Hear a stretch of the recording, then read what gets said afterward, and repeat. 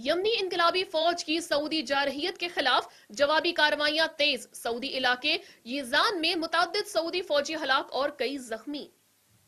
یمن کی تنظیم انصار اللہ کے سربراہ سید عبد المالک حوثی نے یمنیوں کے اسلام لانے کے دن کی مناسبت سے اپنے خطاب میں کہا کہ اسلام کے آغاز میں یمنی عوام ہی تھے جن کے کارنامے اسلامی تاریخ کے افق پر آج بھی درخشاں ہیں۔ یمنی قوم کو آج اس لیے بربریت اور جارحیت کا نشانہ بنایا جا رہا ہے کہ انہوں نے اس دور کے طاغوتوں کے سامنے سر جھکانے سے انکار کر دیا ہے۔ انہوں نے مزید کہا کہ یمنی عوام استقامت کے ساتھ سعودی فرعونوں کا مقابلہ جاری رکھیں گے۔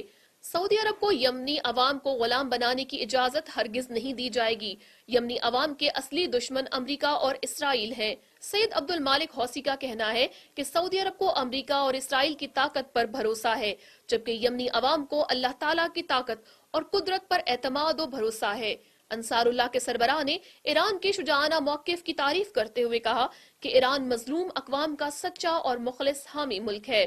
دوسری جانب یمنی انقلابی فوج نے سعودی عرب کے وحشیانہ فضائی حملوں کے خلاف جوابی کارروائی کرتے ہوئے جنوب مغربی علاقے یزان میں سعودی فوجی اڈے پر حملہ کر کے متعدد سعودی فوجیوں کو ہلاک اور کئی کو زخمی کر دیا ہے۔